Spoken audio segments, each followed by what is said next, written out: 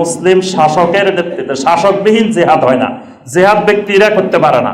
জিহাদ করতে হলে একজন শাসক লাগবে, আমির লাগবে।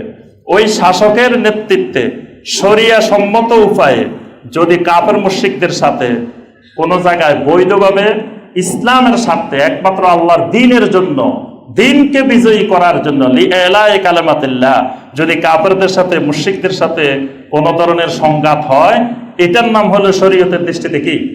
জিহাদ ফি সাবিলিল্লাহ। যত ফিকির কিতাব আছে, যত জায়গায় দেখবেন যে এইভাবে জিহাদের সংজ্ঞা দেওয়া হয়েছে যে এলাই কালিমাতিল্লাহর জন্য যদি মুসলিমেরা তাদের জান মাল ব্যয় করে, যদি মুসলিম শাসকের নেতৃত্বে শরিয়া সম্মত উপায়ে, সেটা জিহাদে দেফাই হতে পারে, জিহাদে তলবি হতে পারে। জিহাদটা দুই ধরনের হতে পারে। একটা দেফাই, মানে মুশরিকেরা মুসলমানদের উপরে আক্রমণ করছে, তখন মুসলমানদের উপরে জিহাদ পর্যায়ে আইন হয়ে যায় যে আমাদের উপর আক্রমণ করছে, এখন আমাদের কথা বাঁচতে হবে, তখন ওই মুসলিম শাসকের নেতৃত্বে, আমিরের নেতৃত্বে জিহাদ হবে, এটা দেফাই। আরেকটা হলো তলবি জিহাদ। তলবি হলো একজন মুসলিম শাসক যদি মনে করে যে আমার আশেপাশে বিভিন্ন জায়গায় আমরা দাওয়াত পাঠাবো, দাওয়াত পাঠাইলো, দাওয়াত পাঠানোর পরে ওই মুশরিকেরা আমাদের ওই দাওয়াতি কাফেলার উপরে আক্রমণ করে বসলো, তখন এই মুসলিম শাসক ওখানে জিহাদের জন্য আহ্বান জানাবে। এটা হলো জিহাদের তলব। এটা হলো শরীয়তের দৃষ্টিতে জিহাদ। এটার অনেক শর্ত শারায়েত আছে। এখন এই জিহাদকে বিকৃত করে দেখা যায় যিনি ওই তরিকার সাধনা করতেছে, বিভিন্ন তরিকার সাধনা, উনি বলে যে এটাই সবচেয়ে বড় জিহাদ।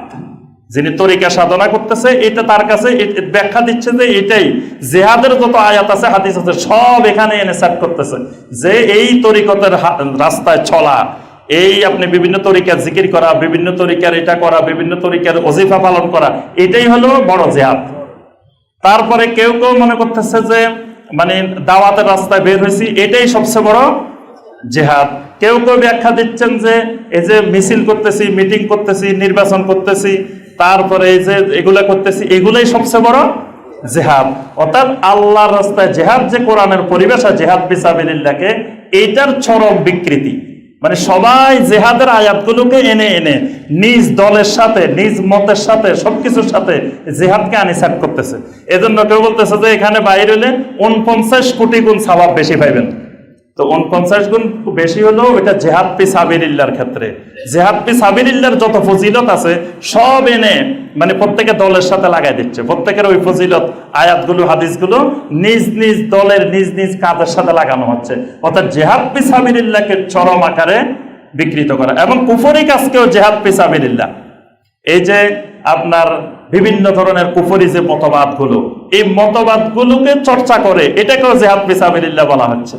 অর্থাৎ এই জিহাদ ফি সাবিলিল্লাহর বিকৃতি এবং জিহাদ ফি সাবিলিল্লাহর আয়াত আর হাদিসকে দাওয়াতের ক্ষেত্রে, আমরে বিল মারুফ নাহি আনিল মুনকারের ক্ষেত্রে, তরিকতের সাধনার ক্ষেত্রে, মানে প্রত্যেকটা ক্ষেত্রে এই আয়াত আর হাদিসগুলোকে লাগানো, এটা সবচেয়ে বড় জিহাদের ক্ষেত্রে অপপ্রয়োগ।